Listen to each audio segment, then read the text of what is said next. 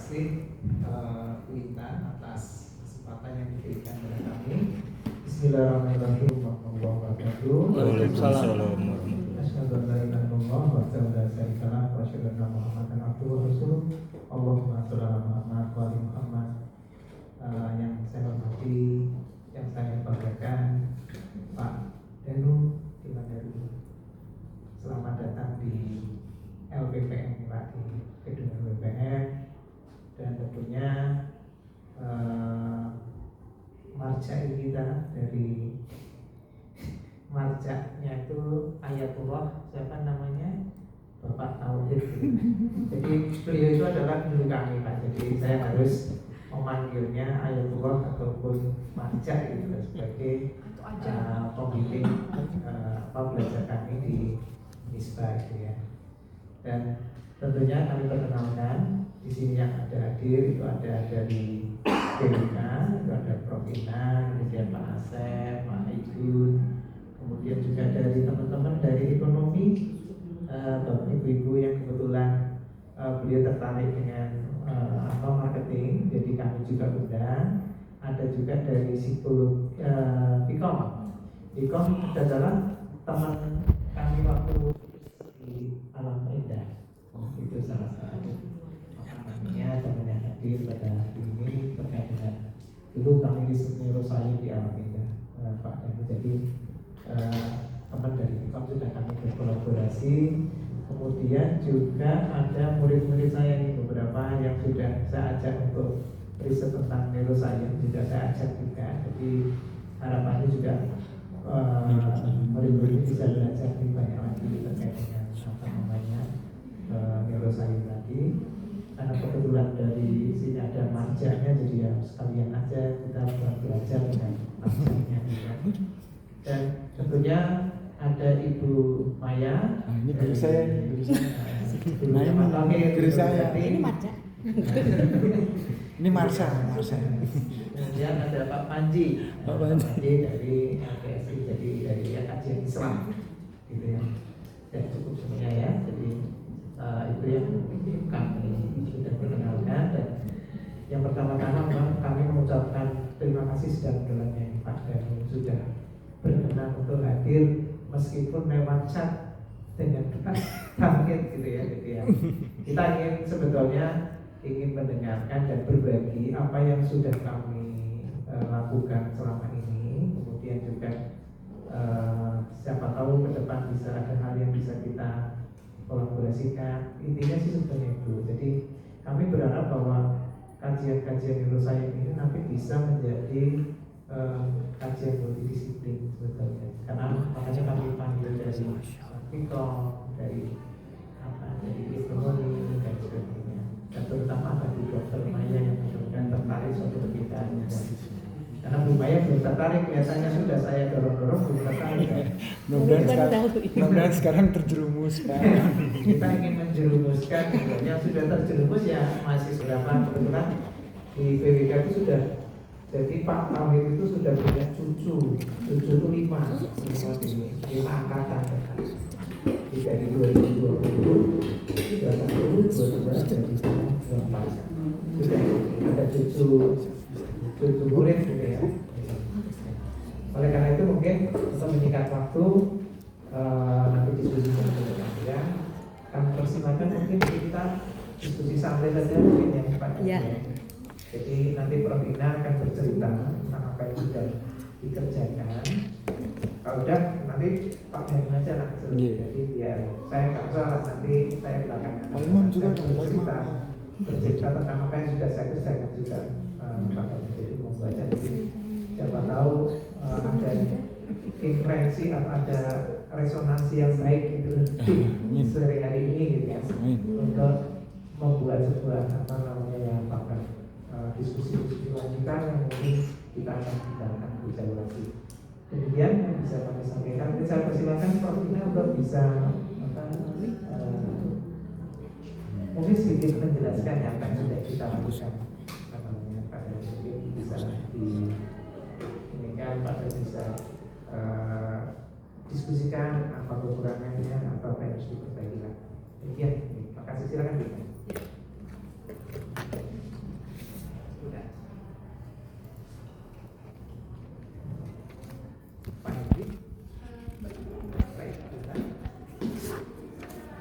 Ya, kita mulai aja ya. Bismillahirrahmanirrahim. Assalamualaikum warahmatullahi wabarakatuh. Waalaikumsalam. Ya, terima kasih nih Pak Danu, kemudian Pak Dr. Tauhid yang sebetulnya juga saya juga dan sering tiap hari chatting sebenarnya ya, jadi sangat memberikan inspirasi sekali begitu, dan juga di sini kepada rekan-rekan tim pengajar dari Unista, kemudian kepada mahasiswa-mahasiswa kami dan juga yang sudah alumni sebetulnya. Terima kasih atas kehadirannya. Mudah-mudahan pada siang hari ini kita bisa memberikan pengetahuan baru begitu, yang ini saya dimintakan oleh Pak Imam dan saya bilang, aduh Pak Taufik waktu udah lebih dari saya gitu ya, karena saya terinspirasi dari beliau gitu.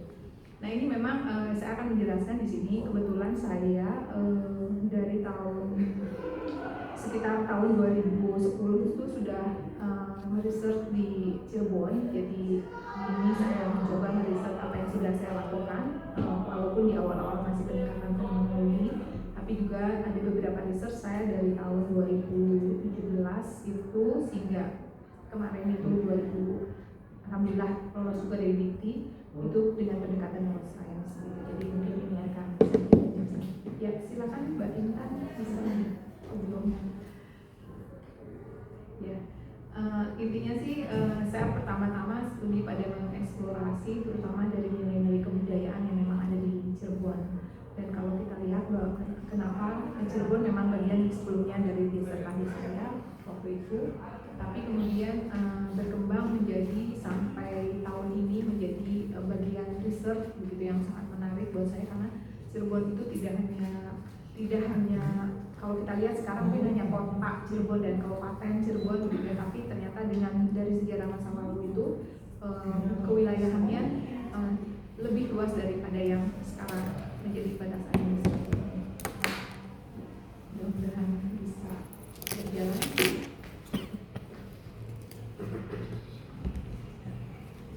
Ya, terima kasih Kang Henry sama Mbak Ira untuk jadi saya mencoba memberikan, karena kemarin dimintakan oleh Pak Imam, jadi saya mencoba menawarkan tentang nilai warisan budaya Cirebon dan penataan ruang.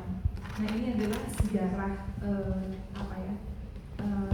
Cirebon sendiri begitu. Kalau kita ketahui bahwa itu memang dari abad ke-14 begitu, dan kita yang terkenalnya sebetulnya adalah Sunan Gunung Jati. Padahal sebelumnya itu Sunan Gunung Jati itu istrinya itu merupakan keturunan dari Kerajaan Pajajaran, dari Raja Prabu Siliwangi begitu. Dan kalau kita perhatikan bahwa Cirebon itu sekarang kita kenal dengan Keraton Kasepuhan dan Keraton Kanoman, itu sebetulnya memang pada abad ke-16 itu terjadi perpecahan, dan awal-awalnya itu sebetulnya hanya merupakan bagian kecil dari ruang yang ada di pedesaan begitu, yang ada di Laut Jawa, dan sebetulnya artefaknya sekarang masih ada, kayak Masjid Pajajaran gitu ya, masih ada di sana, dan keturunan-keturunannya pun sekarang masih ada. Dan sekarang kita mengenalnya bukan hanya Kesultanan Kacirebonan, tapi sudah ada Keraton Kasepuhan, Keraton Kanoman,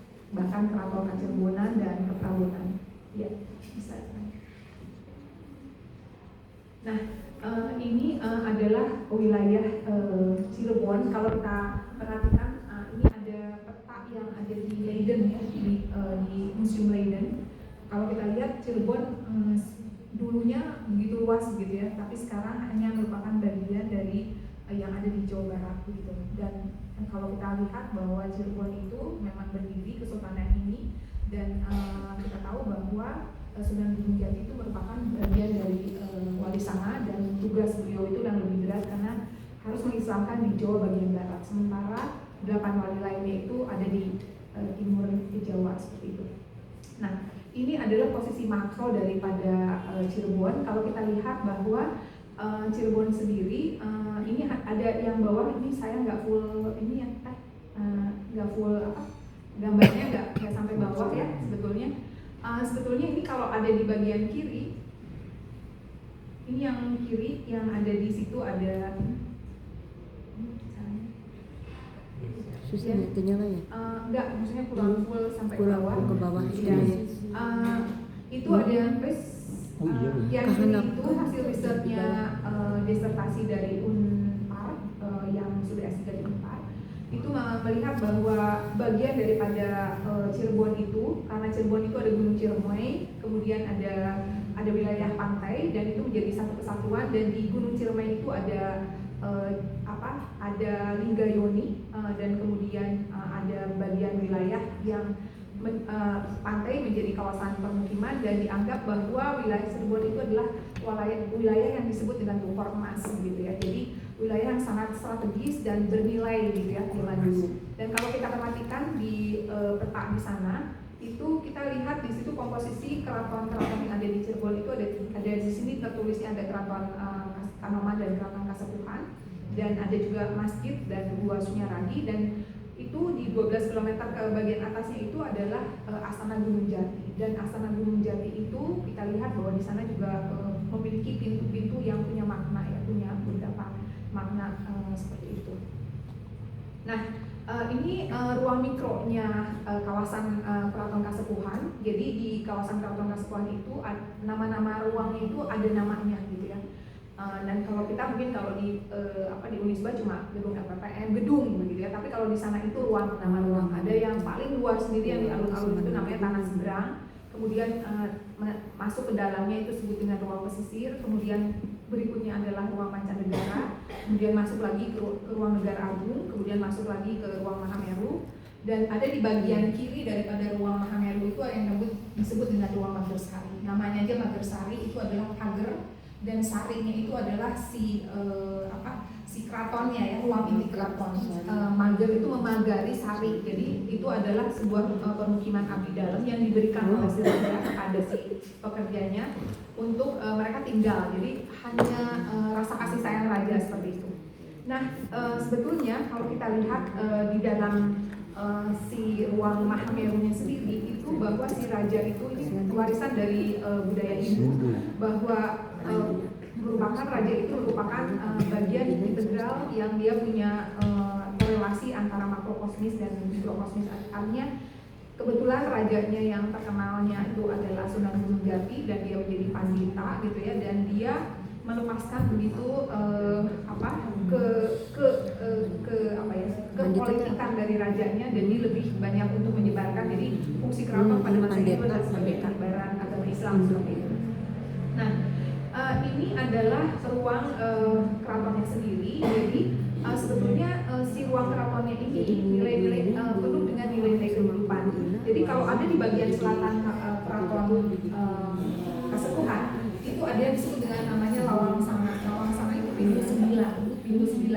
Jadi itu memiliki sangat berkonotasi kepada sebetulnya kehidupan manusia. Jadi di Lawang Sanga itu seperti orang yang lahir pada 9 bulan, kemudian masuk ke puncak Mahameru itu adalah lahir anak, kemudian terus ke remaja, dewasa, tua, hingga disambungkan ke makam Sunan Gunung Jati. Itu adalah gimana proses kematian gitu. Jadi integrasi antara ruang berkehidupan dengan ruang kematian itu supaya selalu mengingat bahwa manusia itu harus hidupnya lurus di dalam satu kesatuan antara hidup di dunia dan di alam nanti yang akan menjadi kematian seperti itu.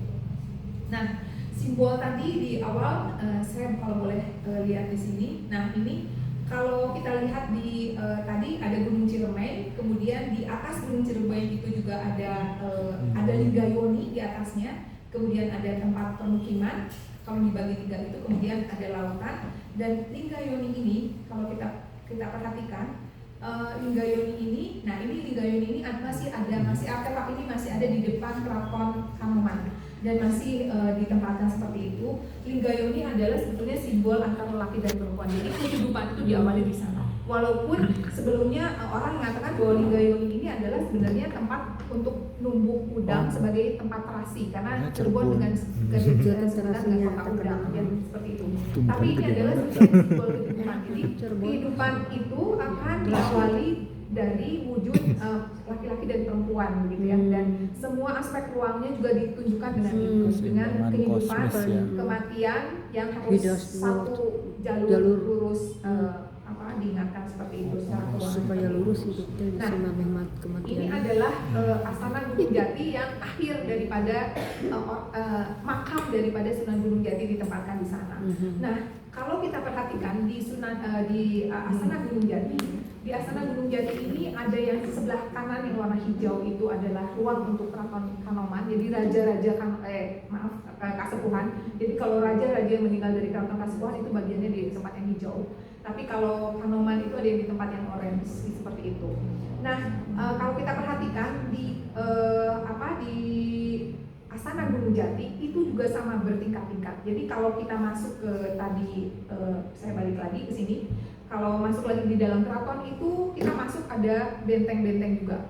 Masuk ke masuk ke alun-alun, masuk langsung ke benteng, nanti benteng lagi. Ada semua berbenteng-benteng itu adalah sebetulnya tidak diperkenankan semua orang langsung masuk ke ruang inti. Itu hanya orang-orang tertentu saja gitu ya. Sampai ke ruang yang disebut dengan Panembahan atau ada di ruang puncak Makameru itu tidak boleh sebenarnya. Jadi hanya orang-orang tertentu saja. Nah, ini pun sama di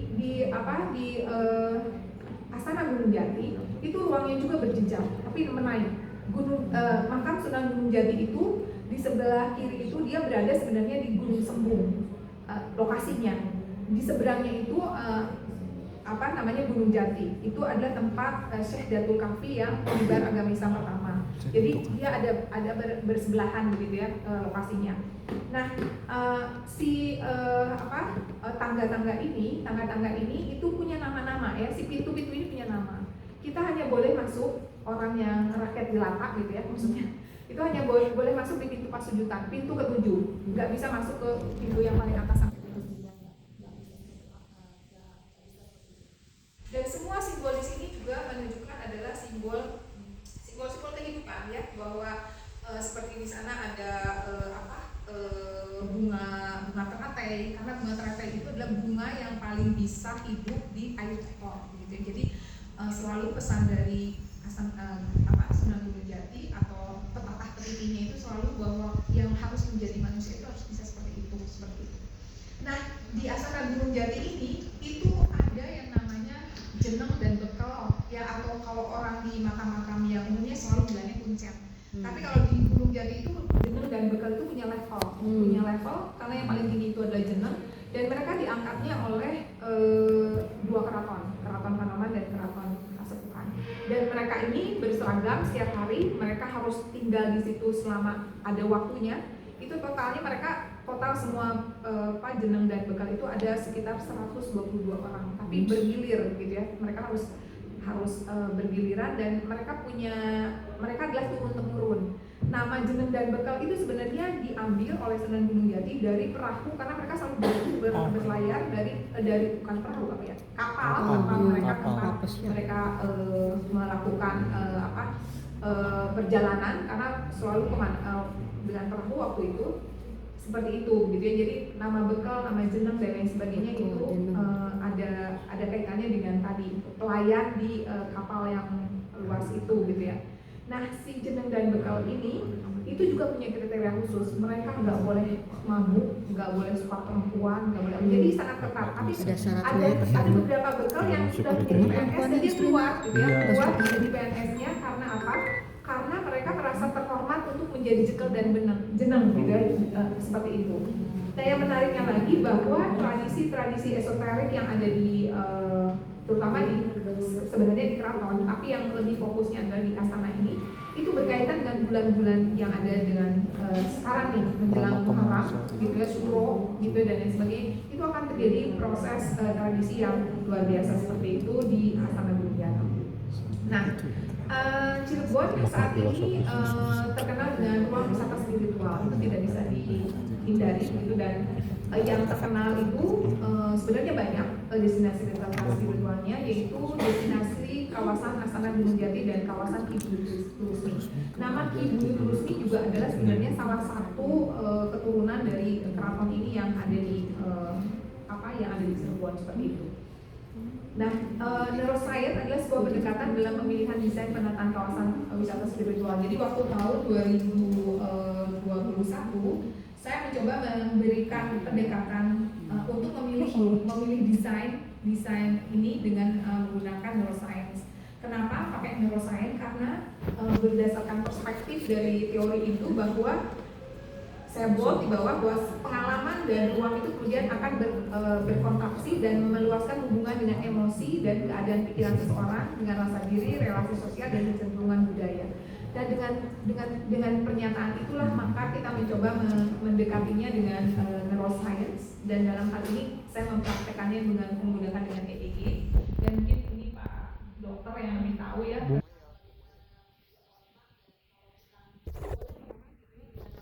Di online gitu ya, itu kan sebenarnya adanya di frontal, keputusannya itu ada di kepala manusia. Jadi kalau rusak, kalau mereka udah terbiasa dengan judi online, itu sebenarnya mereka sudah rusak gitu ya ininya. Dan itu pun saya gunakan untuk bagaimana memberikan stimulus dalam rangsangan, dan ini adalah visualisasi proses pengambilan data dan perekaman kerja gelombang otaknya. Jadi ada stakeholder, orang Pemda dan sebagainya. Jadi memang itu kalau kita lihat gelombang otaknya sangat mengerikan, bukan gitu ya, susah gitu ya, apa ini nunjukin apa. Saya memang dibantu oleh Pak Hilman begitu ya, dan ada filterisasi domain waktu dan data hasil rekam gelombang otak manusia. Ini ada beberapa perhitungannya dari yang jelimet-jelimet itu, kemudian disimplifikasi ya dari proses itu. Ada di pemotongan gelombang yang bisa dianalisis adalah yang ada di ujung kiri itu ya. Jadi di situ ada pemotongan EEG, sinyal yang sebelum dipotong dan yang sudah dipotong itu seperti itu, dan bagaimana si pemasangan alat itu akan memberikan pengaruh dalam tadi kerja gelombang otak ini. Nah selanjutnya kita sebagai pemantik kerja gelombang otak itu, kita memberikan dua alternatif desain, terutama untuk Ibu Yuti Rusmi maupun kawasan Gunung Jati gitu ya. Dan yang menarik dari hasil kerja stimulus ini, itu menghasilkan temuan dari hasil analisis itu adalah bahwa semua stakeholder itu ada di 3 titik ini.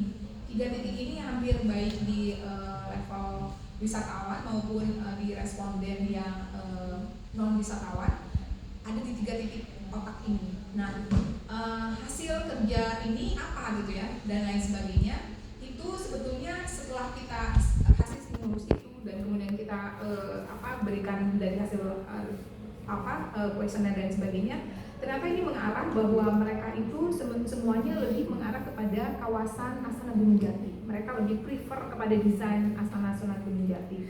Jadi artinya bahwa neuroscience ini bisa digunakan, dan bahwa hasil kerja otak itu lebih realistis gitu ya, dibanding kita nanyain kamu suka desainnya apa, ini, tapi itu dia tidak berkesadaran. Tapi ini otak berbicaranya, dia walaupun ada yang memiliki buyu terus, ini ternyata otaknya milihnya Astana Gunung Jati gitu ya. Nah seperti itu hasil temuannya begitu ya. Nah artinya bahwa kejujuran inilah yang kita bilang, oh mereka ternyata pengennya ke Astana Gunung Jati biar bagaimanapun gitu ya, seperti itu. Nah demikian mungkin dari hasil temuan riset dan penggunaan neuroscience ini yang menurut saya ke depan tampaknya bisa menjadikan alternatif gitu ya untuk kami di perencanaan wilayah dan kota untuk terutama masalah pengambilan keputusan, karena kerja otak tidak bisa berbohong gitu ya, bahwa ini adalah sebuah apa yang harus kami uji cobakan lagi dengan beberapa indikator-indikator yang berbeda atau parameter-parameter untuk berbeda. Dan kebetulan tahun ini adalah untuk halal tourism gitu ya. Nah untuk halal ini itu yang kita agak-agak mencari ukuran parameternya, itu yang perlu kita eksplorasi lagi lebih lanjut. Demikian mungkin penjelasan saya. Assalamualaikum warahmatullahi wabarakatuh. Waalaikumsalam warahmatullahi wabarakatuh.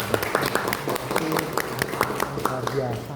Jadi itu ibu-ibu sekalian, jadi mungkin yang dari ekonomi ya, yang ini kita bisa melihat bahwa perjalanan cerita tentang kebudayaan kita sangkutkan lagi dengan aspek neuroscience. Mungkin kalau dari Bu Vera kan sudah kami ajak, kami riset di Alam Indah itu berarti sudah tahun ketiga dan lebih menekankan kepada aspek neurotourism.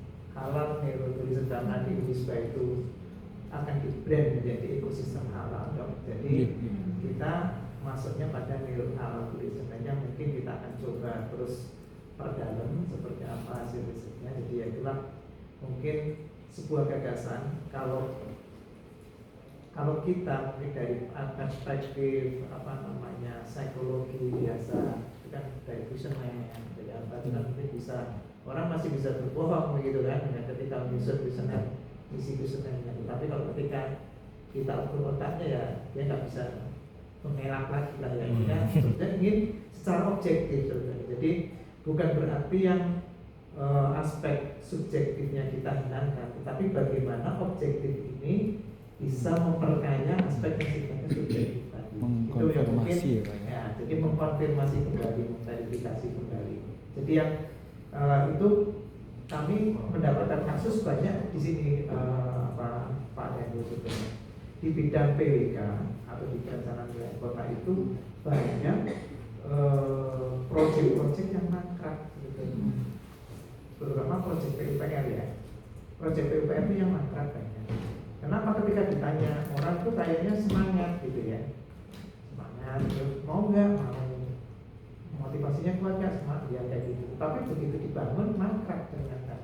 Artinya sebetulnya mungkin jawaban-jawabannya itu masih jawaban subjektif. Sementara ini gitu. Nah itu kita sebetulnya karena di dalam proses planning itu ada namanya komunikatif planning. Nah di komunikatif planning inilah yang biasanya kita menggunakan FGD, kita menggunakan wawancara dan sebagainya. Kita ingin masukkan aspek yang sifatnya objektif tadi melalui data-data sains itu nanti. Kira-kira begitu idenya sebenarnya, ide awal kenapa dulu kami mencoba untuk masuk ke dalam neuroscience ini.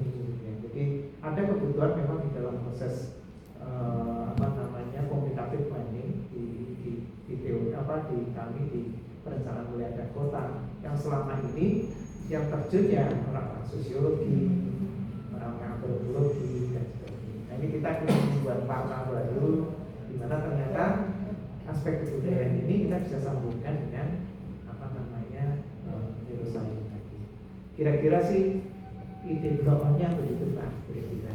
Jadi mudah-mudahan Pak Jani bisa memberikan wacana lain. Mungkin kami berharap kami ingin belajar lebih banyak lagi apa yang sudah dikerjakan di Pak Jani, dan nanti mungkin kita akan share juga. Mungkin tadi juga sudah share ke Dr. Tauhid gitu ya, apa yang sudah kami lakukan di Walakri. Kebetulan beliau 8 tahun di Walakri Mas, jadi agak lumayan intens gitu ya, membina masyarakat dari satu komunitas sekarang sudah sampai 40 berapa Pak? 42 komunitas. Basisnya kebudayaan juga, cuman beliau belum sampai masuk ke neuroscience. Jadi kita lagi ajak tarik sedikit supaya kenal gitu. Kira-kira begitu, Bapak Ibu sekalian, kami persilakan mungkin Pak Danu untuk memberikan masukan atau buat diskusi lah pada yang ini. Oke, terima kasih. Monggo Pak Danu. Nanti kalau bisa disangkutkan ke neuromarketing Pak, karena beliau-beliau itu dari ekonomi Pak, mungkin bisa lebih terbaca lebih jauh lagi bagaimana konten marketing. Terima kasih.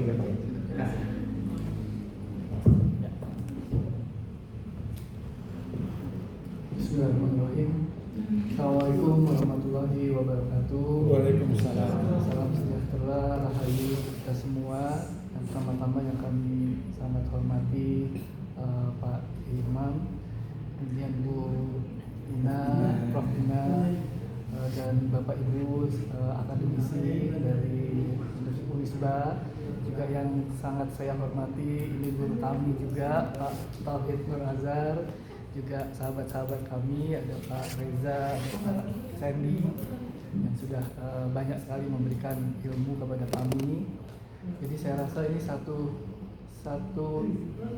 kebahagiaan buat saya diundang pada siang hari ini, karena di siang hari ini mungkin di ruangan ini saya yang paling tidak punya ilmunya untuk bisa membahas soal ini. Jadi memang diniatkan sejak awal saya datang ke sini justru untuk sinau, untuk belajar. Dan kalaupun nanti ada yang saya bisa sharingkan, ya ini mungkin dari catatan perjalanan saya saja dalam sebagai peminat kebudayaan Nusantara. Jadi mungkin secara formal saya memang di Bank Indonesia Institute ini menjabat sebagai dekan Akademi Leadership dan General Management. Saya sudah berkarir di Bank Indonesia 29,5 tahun, dan sebentar lagi juga sudah akan retirement juga. Tetapi di samping pekerjaan formal saya juga punya rasa penasaran yang sangat tinggi tentang bagaimana nilai-nilai luhur Nusantara ini bisa menjadi satu solusi, tidak saja solusi bagi society kita di Indonesia, tapi juga menjadi solusi untuk peradaban dunia. Luar biasa Pak ya, jadi curiosity saya tuh penasarannya seperti itu. Penasaran saya ini mungkin juga bukan tanpa alasan, karena saya yakin Bapak Ibu, para guru besar, para profesor yang sudah sangat lebih lama dari saya mendalami, menampaktilasi sejarah peradaban Nusantara, pasti sudah jauh lebih paham bahwa Nusantara itu kalau bahasa anak muda tuh Nusantara pernah keren. Nusantara pernah keren dengan semua teknologinya, semua ilmu-ilmu Nusantaranya. Dan saya punya rasa penasaran bahwa ilmu dan teknologi Nusantara itu bisa menjadi pengobat bagi semua permasalahan yang sedang dialami oleh society ini, baik di kita, di sekitar kita di Indonesia, juga beyond kita, jadi di global. Kalau kita melihat tren dari minat warga dunia terhadap aktivitas spiritualism, pasti kita mengamati peningkatan yang sangat luar biasa. Sepertinya peradaban dunia ini sekarang sudah mulai merasa jenuh, saturated terhadap knowledge dan ilmu yang nuansanya berbasis materialistik, sehingga kita banyak sekali melihat masyarakat barat menengok ke dunia timur. Ada yang kemudian intensif mempelajari yoga, ada yang ikut latihan qigong, ada yang bermeditasi, ada yang sampai ke Nusantara kemudian masuk ke Padepokan di Gunung Lawu. Semua mencari sesuatu yang mungkin di dalam hitung-hitungan fisika materialistik itu tidak bisa diukur, tapi dengan neuroscience mungkin sekarang sudah bisa diukur. Apa yang terjadi di dalam emosinya, di dalam mental state-nya bisa tercermin di dalam pola gelombang otaknya.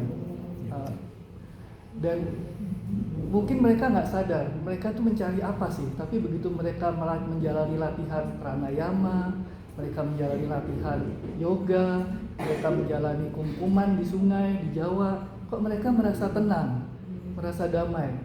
Mereka datang ke situs-situs Borobudur, kok mereka merasa tenang. Mereka datang ke situs-situs purbakala di Indonesia Nusantara, kok mereka merasa damai. Sehingga mereka jauh-jauh datang ke negeri ini hanya untuk hadir di spasial itu, di lokasi ini, dan kemudian mereka merasa tenang. Kemarin saya baru saja dipantik rasa penasaran saya oleh Pak Guru Tauhid tentang kota kecil yang namanya Garut. Kota kecil yang namanya Garut, ternyata yang datang ke situ bukan orang sembarangan, tapi tokoh-tokoh dunia. The Last Tsar of Rusia ya itu pernah datang ke Garut. Jauh-jauh dari Rusia di belahan utara sana datang ke Garut, terus bicara bahwa kita datang ke Garut, saya datang ke Garut dan biarlah saya mati di sini. Ada apa? Bukan saja Tsar Rusia, tapi juga Archduke of Austrian-Hungarian jauh-jauh dari Austria datang ke Garut. Eropa yang kita puja-puja sekarang ini sebagai surga dunia dengan segala macam salju dan segala macam, ternyata orang Austria-Hungaria justru datang ke Garut. Princess of Belgium coklat yang kita kenal itu dan kita puja-puja keindahan negerinya, Princess Belgium saja datang ke Garut. Charlie Chaplin yang kita puja-puja 2 kali datang ke Garut. Ada apa? Apakah hanya sekedar mendapatkan ketenangan dari air terjun, pemandian air panas, berburu babi hutan di sana? Atau ada sesuatu yang diberikan oleh spasial di situ terhadap kondisi fisiologis dan mental state mereka? Dulu mungkin belum ada EEG, pengukuran pola gelombang otak. Tapi dengan teknologi ini, neuroscience, rasanya kita sekarang sudah punya peluang untuk bisa melihat bahwa ternyata ada sesuatu di Garut yang itu mempengaruhi pola gelombang otak siapapun yang datang ke situ, dan kemudian pola gelombang otak itu mencerminkan tingkat kedamaian siapapun yang datang ke situ secara objektif, tanpa melihat apapun rasnya, apapun agamanya, apapun latar belakang budayanya, politik. Begitu masuk ke spasial di situ, ternyata pola gelombang otaknya menunjukkan bahwa oh, ada kedamaian, ada ketenangan di situ. Ini saya ingin menunjukkan bahwa ada daerah-daerah yang secara spasial geolocation itu punya karakteristik tertentu yang mempengaruhi pola gelombang otak yang bisa diukur secara neuroscience sekarang, dan pola gelombang itu mencerminkan rasa kedamaian, rasa keteduhan, rasa saya seperti pulang. Bahkan Tsar Rusia bilang, saya datang ke Garut dan biarlah saya mati di sini. Apa rasa yang melebihi rasa kehidupan bahwa beliau rela mati di Garut? Pasti juga bukan cuma masalah pemandian air panas, bukan cuma masalah berburu babi hutan, tapi apa yang dirasakan oleh beliau di Garut sampai seperti itu. Pada saat itu kalau ada neuroscience diukur pola gelombang otaknya akan kelihatan sekali tuh, gamanya gimana, tetanya gimana, alfanya gimana. Itu mungkin poin pertama saya. Jadi Nusantara ini ternyata punya destinasi yang saat ini sedang dicari oleh peradaban dunia. Kita bisa melabelnya sebagai spiritual tourism, kita bisa melabelnya sebagai well-being tourism, kita bisa melabelnya sebagai healing tourism. Tapi pada esensinya kita punya sesuatu di negeri ini yang bisa menyembuhkan kedukaan, kekeringan, kehausan peradaban dunia ini. Itu yang pertama. Yang kedua, kelebihan yang dimiliki oleh Nusantara, dilalah itu apa ya? Dilalah itu sudah dipahami dan sudah dirasa-rasa dan sudah dirasakan oleh para pendahulu kita, para leluhur kita, para guru suci 10.000 tahun yang lalu, 20.000 tahun yang lalu, para waliullah, para pembawa pesan, para pandito, para resi, yang pada saat itu belum ada distraction, belum ada Netflix, belum ada YouTube, belum ada podcast. Sehari-harinya adalah mengamati gerak energi dan pola energi di alam. Dikatakan bahwa beliau-beliau itu bisa membaca rasa angin, bisa membaca warna energi, bisa membaca fluktuasi energi yang terkait dengan tempat-tempat tertentu. Dulu tidak ada teknologinya. Kemampuan yang sudah dimiliki oleh beliau-beliau kemudian dibakukan, diabadikan dalam bentuk-bentuk artefak. Apakah itu artefaknya bentuknya candi, kuil, shrine, istana, padepokan, petilasan, prasasti, linggayoni, tapi itu dibangun bukan sembarang dibangun. Bahkan pemilihan tempat oleh beliau-beliau itu berdasarkan pemahaman beliau yang memperhatikan bagaimana konstelasi energi semesta itu berkumpul di tempat itu dan kemudian memberikan efek kepada masyarakat negerinya.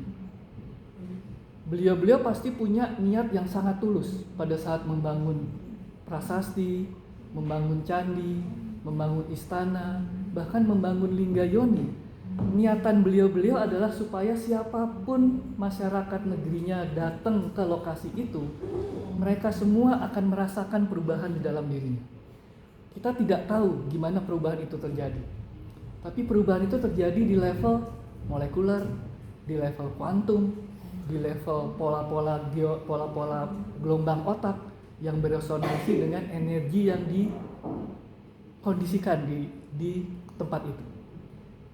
Misalnya linggayoni.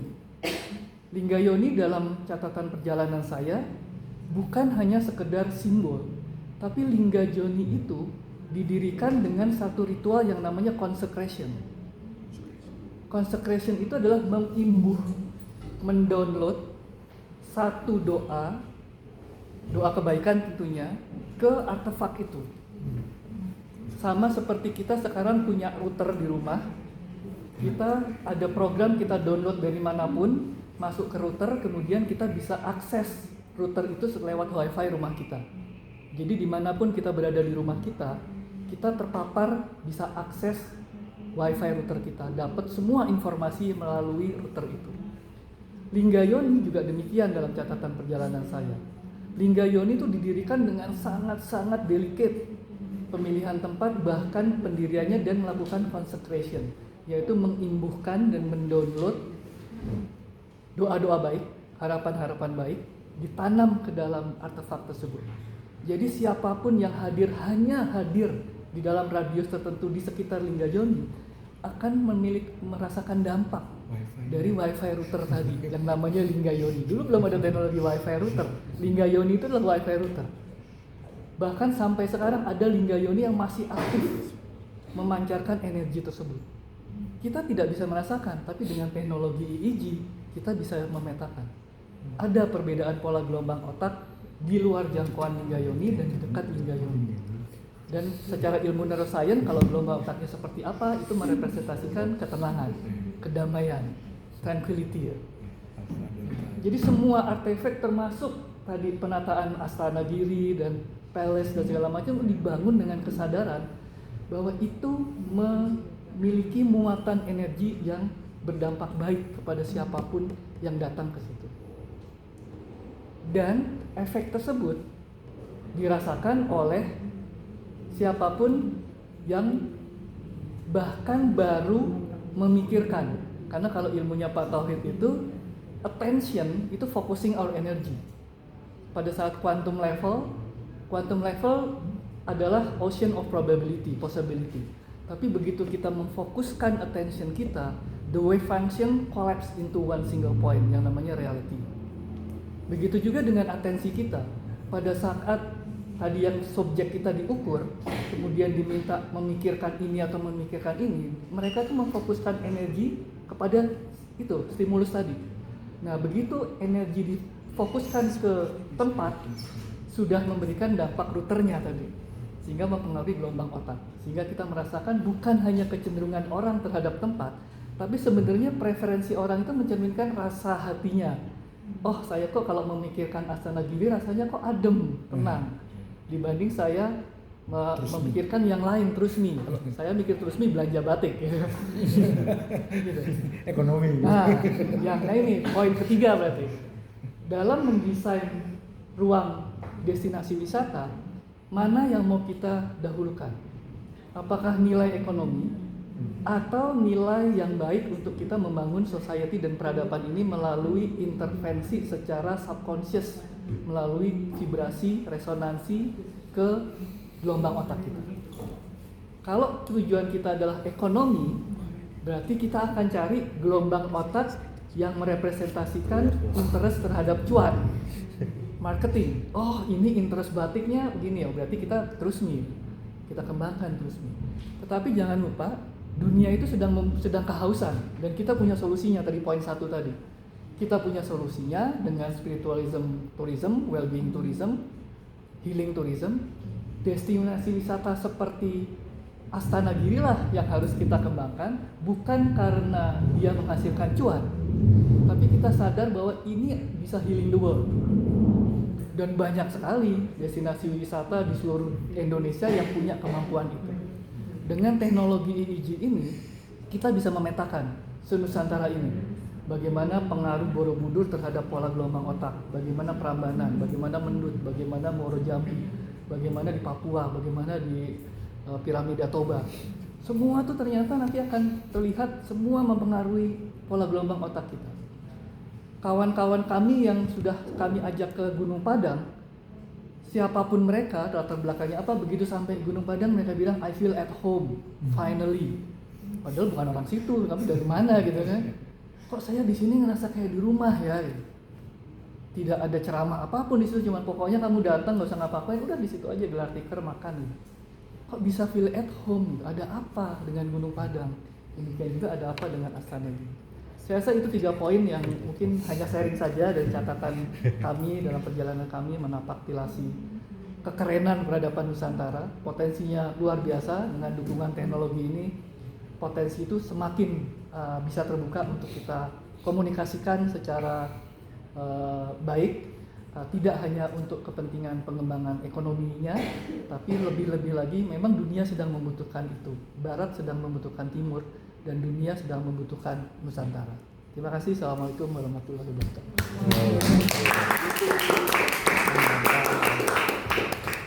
Sangat menarik.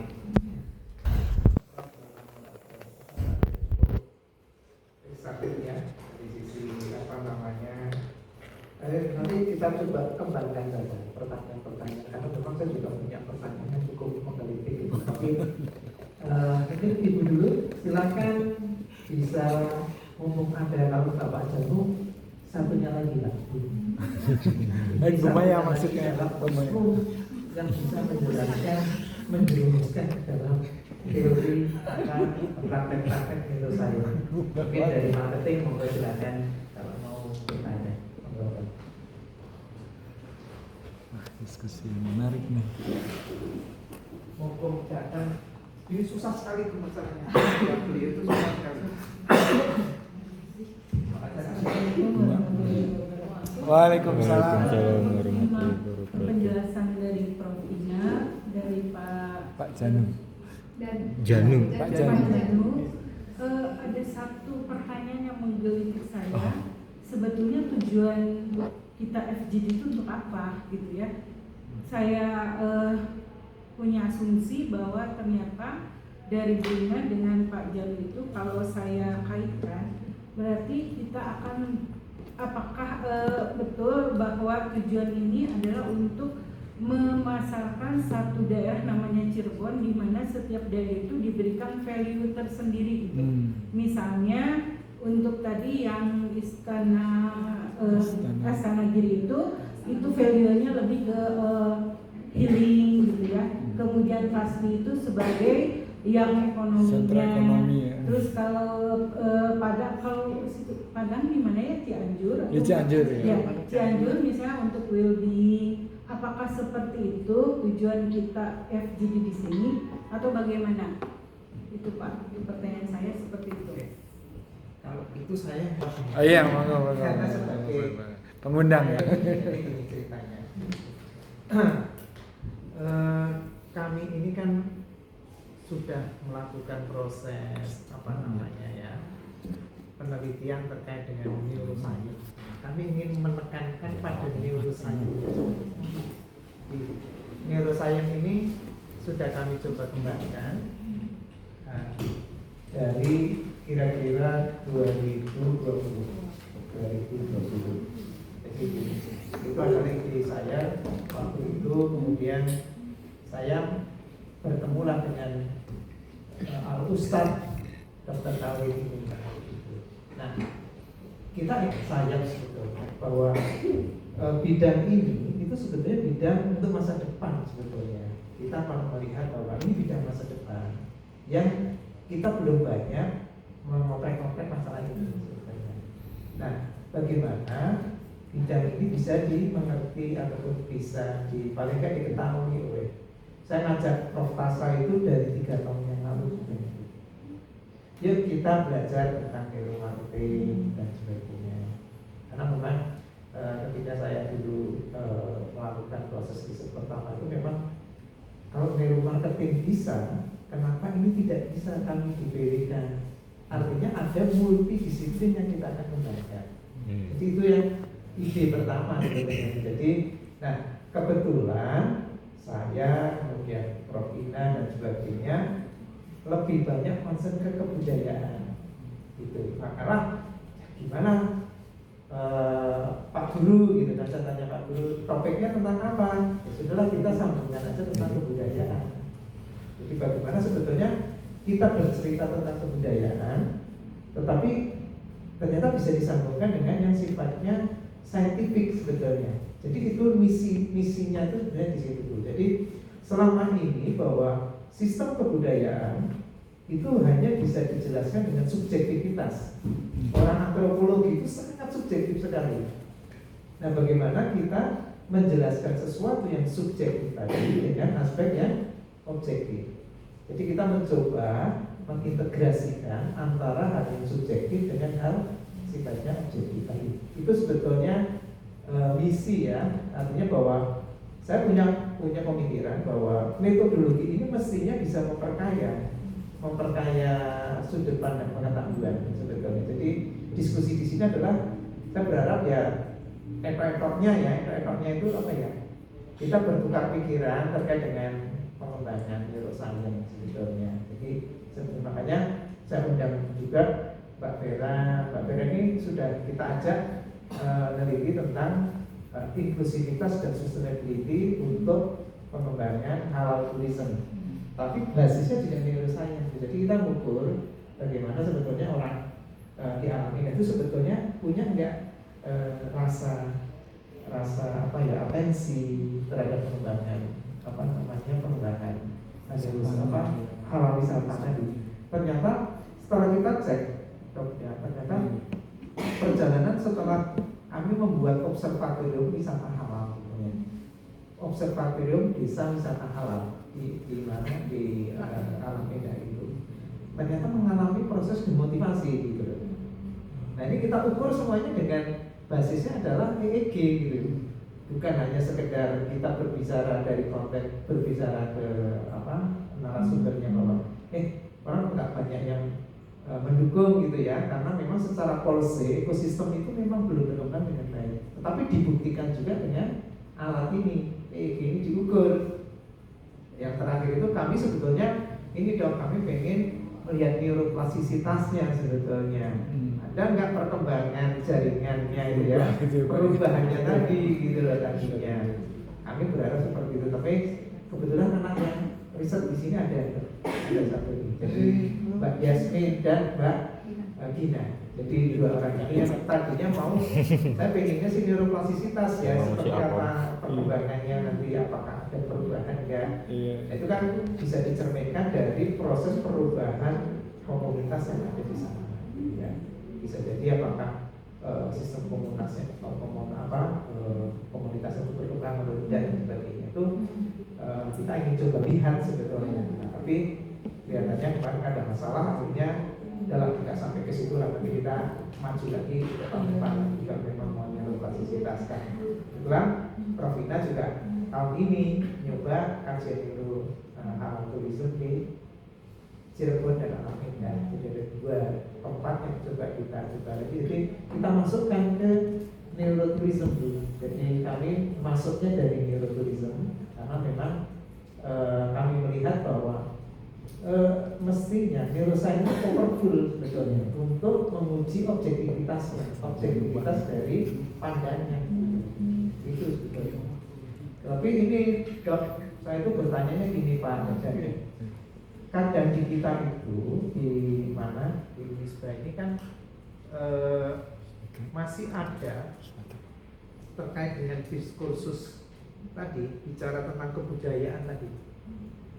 Kita sering terjadi diskursus antara aspek syariat dengan aspek kebudayaan. Ini yang masih sangat kayaknya tantangan yang masih belum kami bisa, menurut saya masih belum bisa memecahkan ya. Aspek akidah ya Pak. Ini ya, apakah bisa memang diintegrasi dengan baik? Karena tadi misalkan bicara Linggayoni, di situ meninikan energi, apalagi ke tempat satu titik itu nggak bisa, karena kita masih belum bisa berbicara sampai tahap itu. Padahal menurut kami bahwa kalau kita ngerti meme-nya di situ kan menarik sekali ya, sangat menarik sekali sebetulnya. Kalau memang kita ngerti, oh ini satu ini meme-nya ini, satu ini meme-nya ini gitu kan, warnanya bisa, ceritanya bisa macam-macam sebetulnya, dan itu bisa dites di EEG gitu loh harapan kami begitu. Jadi tapi kadang ya tadi diskusi tadi kadang masih mungkin menimbulkan satu diskursus ya terkait dengan polemik ya Pak. Polemik atau masih dalam konteks polemik ya, mungkin tidak ngerti pengalaman Dr. Tauhid atau pengalaman Jandul seperti apa itu. Mudah-mudahan saya bisa dapat pencerahan Pak di seri ini. Monggo mungkin Pak Tauhid atau Pak Jandul monggo bisa izin sedikit barangkali untuk meng-edit bagaimana yang tadi ditanyakan ya, arahnya ini mau diskusi apa begitu. Tapi sebelumnya mungkin saya sedikit memperkenalkan beliau. Tadi mungkin kita waktunya agak cepat-cepat sehingga kita belum sempat mengelaborasi siapa sih tokoh yang hari ini juga kita undang. Jadi untuk teman-teman FEB saya kira cocok nih, mungkin nanti bisa berbicara juga lebih mendalam karena sebetulnya kaitannya dengan ekonomi Islam. Beliau ini justru jam terbangnya panjang di sana. Salah satu penggagas perbankan syariah di Indonesia itu adalah beliau dan timnya.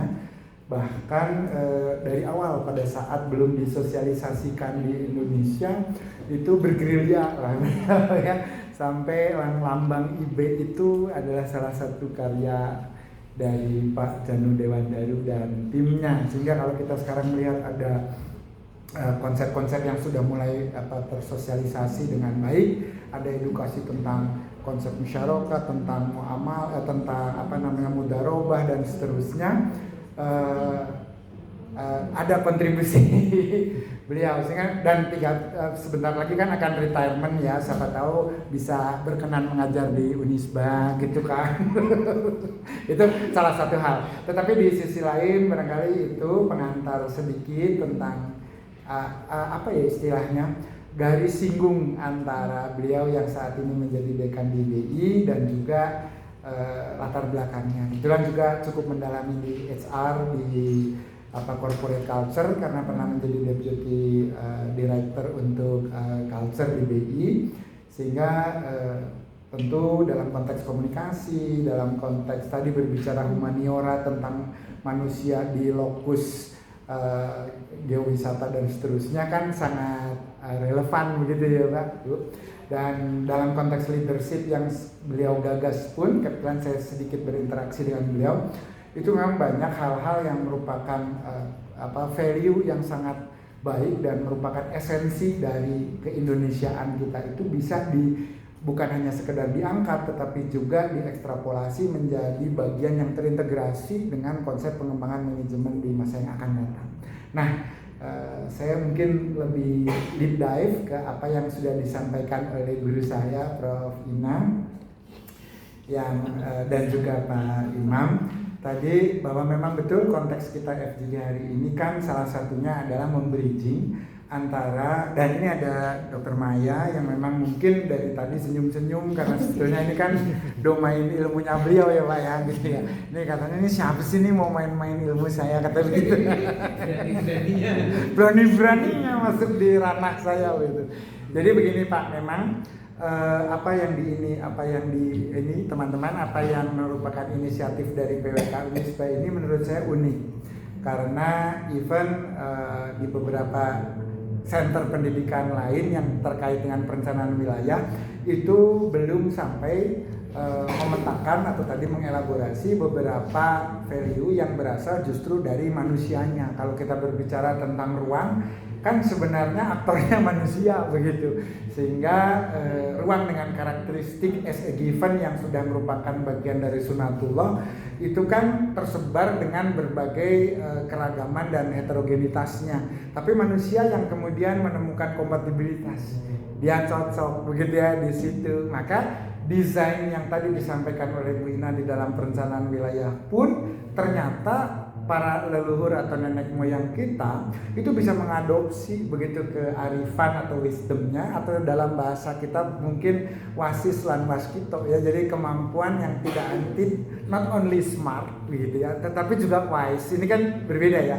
Makanya tadi ada, mungkin itu adaptasi seperti disampaikan oleh Prof. Ina, bahwa Mahameru itu kan berarti dari sebuah gunung di India yang dibawa oleh Kurma Akupa mengarungi Samudra Mantana, sehingga kemudian sampai, ternyata cocok dengan timeline atau historiografi dari sejarah geologi kebumian Nusantara, bahwa ternyata Cirebon bertetangga dengan Bumi Ayu yang 2,6 juta tahun lalu masih merupakan pantai, lalu Jawa di bagian tengah dan timur itu adalah kenaikan anak benua karena sisa geodinamika dari era Pangea gitu ya, dan juga Gondwana, Laurasia dan seterusnya, sehingga kita mengenal Indo-Australia dan Eurasia naik. Dan kemudian mengapa peradabannya kemudian berkembang di daerah pesisir, karena memang disitulah kalau boleh dikatakan secara medis gitu, biomedik, disitulah sebetulnya juga sumber-sumber protein. Maka ketika orang mengenal budaya yang semula terestrial menjadi maritim, pada saat itu asupan asam amino kan juga menjadi bertambah bagus, sehingga koneksi neuronnya juga makin kenceng, sehingga beberapa peradaban berkembang di sana. Lalu tadi dan rupanya valuasi ini terrepresentasi juga melalui simbol. Makanya ada teman-teman komunikasi di mana di sini kan ada, kalau kemudian kita larinya ke bahasa, kita kan perlu bercerita menggunakan sederet kata yang tidak hanya sekedar frasa tetapi juga menjadi bagian dari prosa yang pada akhirnya melahirkan sastra kan gitu ya. Sehingga intinya adalah manusia itu bercerita di dalam konteks ini akidah kita meyakini bahwa Allah menciptakan kita sebagai makhluk yang kemudian pandai berkomunikasi, al-bayan. Nah dari situ muncullah semiotika, simbol, termasuk ketika berbicara desain, gitu kan. Nah ketika tadi berbicara desain, kita punya beberapa acuan, misalkan candi, gitu. Ya tadi Pak Imam mengatakan, ini kalau kita berbicara di institusi kan ada singgungan-singgungan begitu, karena itu akidahnya mungkin berbeda. Tetapi kalau kita berbicara dari konteks neuroscience ini agak merdeka sebetulnya, karena kan lintas disiplin, kita tidak melihat keyakinan seseorang, tetapi data objektif yang bisa kita telusuri begitu dari yang disebut dengan personal experience, yang tentu dimensinya bukan lagi sekedar dimensi kognisi, tetapi ini adalah sebuah dimensi yang tadi sudah disebutkan Pak Janu, masuknya ke area consciousness. Jadi artinya itu kan merdeka ya Pak, tidak lagi dipenjara oleh simbol ataupun atribut. Nah, contoh saja paling sederhana, kearifan manusia. Saya tidak hanya mengatakan orang Indonesia, kearifan manusia as a homo sapien yang telah mengembangkan kemampuan berpikir sejauh ini sehingga lobus frontalisnya berkembang dengan prefrontal cortex yang bisa melakukan proses asosiatif, korelatif, dan kausatif, sehingga kemudian bisa mengakumulasi data, mengolahnya menjadi informasi yang berharga, diberi label dan wedging, lalu kemudian diasosiasikan dengan sebuah fenomena, sehingga fenomenologi yang dilahirkan dari kapasitas neurokognisi begitu.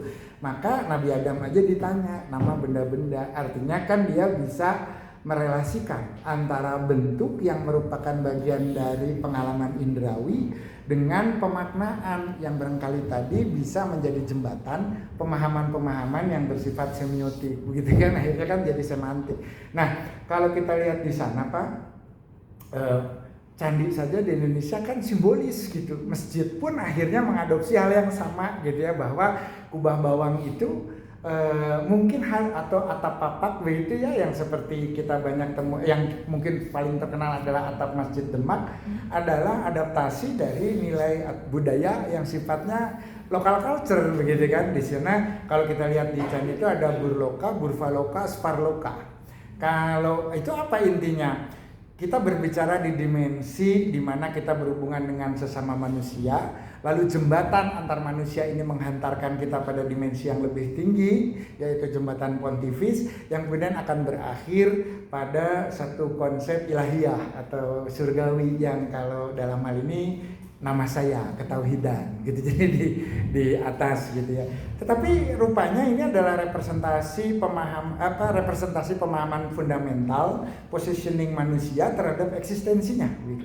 Jadi kalau terlepas bahwa kita ini bukan bahasan teologi, bahkan bukan ontologi, bahkan mungkin kalau dari segi metodologi kita lebih di aksiologis, tetapi kan di sini menggambarkan bahwa cara manusia berpikir itu adalah melihat dirinya, melihat lingkungan yang ada di sekitarnya, khususnya sesama manusia, lalu mulai mencari jawaban sebagaimana mungkin pertanyaan Nabi Allah Ibrahim alaihissalam gitu ya, min aina gitu, ila aina fa aina tazabun dan seterusnya, sehingga pada akhirnya dia memerlukan suatu fondasi untuk naik level, mencari sebuah menara yang lebih tinggi agar bisa mengembangkan perspektif yang menghasilkan pandangan yang lebih luas gitu, sekaligus lebih mendalam. Nah maka ini terjadinya di mana? Nah, yang menariknya bahwa endpointnya adalah seperti kalau kita berbicara neuromarketing, barangkali orang hanya berbicara sampai di tingkat yang sifatnya praktikal dan pragmatisme. Jadi keputusan membeli itu sebetulnya di otak sebelah mana, kan gitu ya. Jadi apakah kalau saya dengan produk fashion dengan warna spektrumnya antara panjang gelombang misalkan 430 sampai 460 itu akan lebih mudah dibeli di bulan apa? Dulu nenek moyang kita dengan kearifan dan artikulasi bahasa yang berbeda menyebutnya pranata mangsa atau pronoto mongso. Kenapa orang nanam jagung di bulan Juni misalkan seperti itu, kata Pak Sapardi Djoko Damono, kenapa ada hujan di bulan Juni? Karena El Nino, tentu saja kita coba kalau hari ini.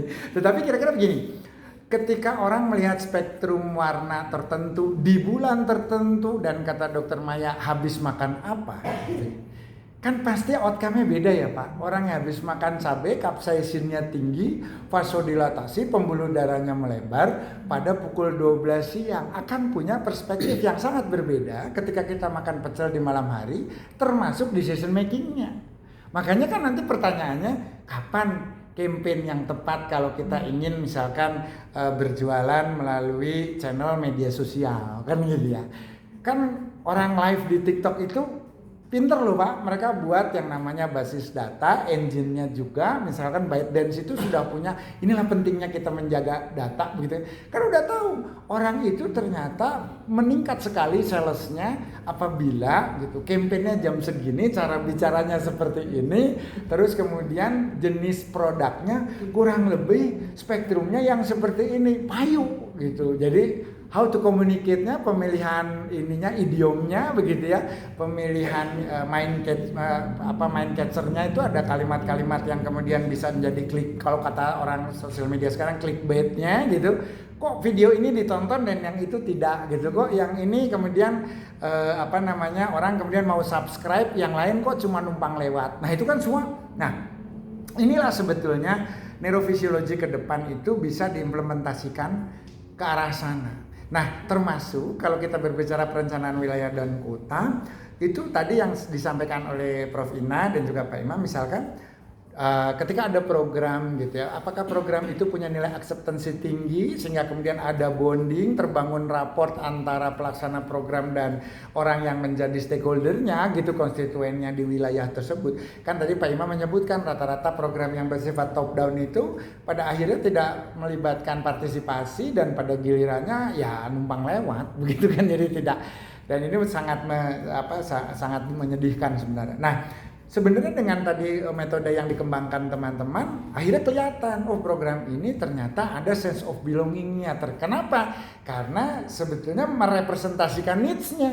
Kalau tidak needs kita kan misalnya alam indah mau dibangun yang mau halal, sementara penduduk merasa justru kalau nggak halal cuan gitu ya. Kalau halal, aduh ntar seret Pak, larinya nanti ke tempat yang mengizinkan terjadinya perzinahan misalkan gitu. Sementara yang kesini nanti yang datang majelis taklimnya Prof. Ina saja gitu, dan itu kan tidak iya, atau Teh Maya gitu kan. Sekarang dia kan sudah mikirnya kan berbeda ya.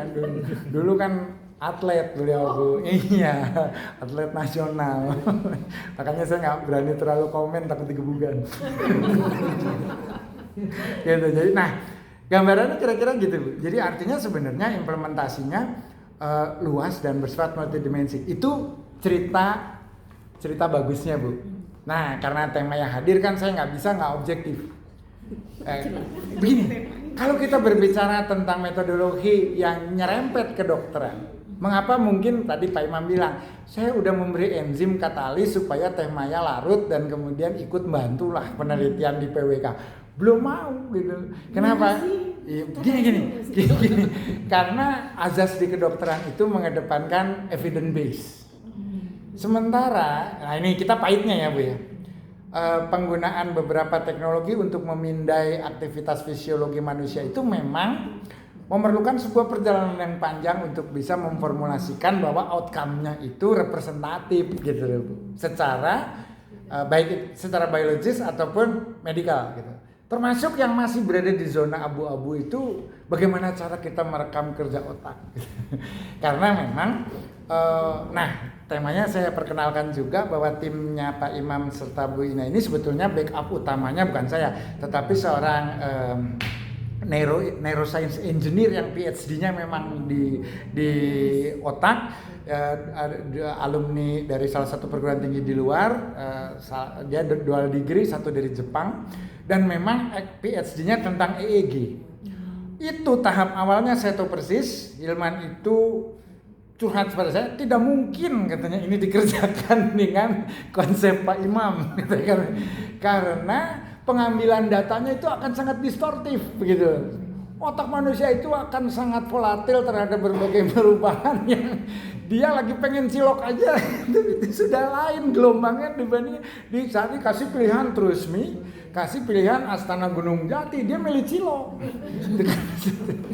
Jadi sebenarnya 3 titik itu apakah bisa kita pertanggungjawabkan? Nah, tapi akhirnya memang dengan proses dialog ya, perdebatan saintifik begitu. Sama seperti ketika kita berbicara di neuromarketing, Bu, atau ketika berbicara tentang effective communication. Saya milih diksi ini akan lebih terkena gitu sebagai sebuah campaign calon pilkada misalnya gitu. Itu kan belum tentu gitu. Ini kita jeda sebentar azan.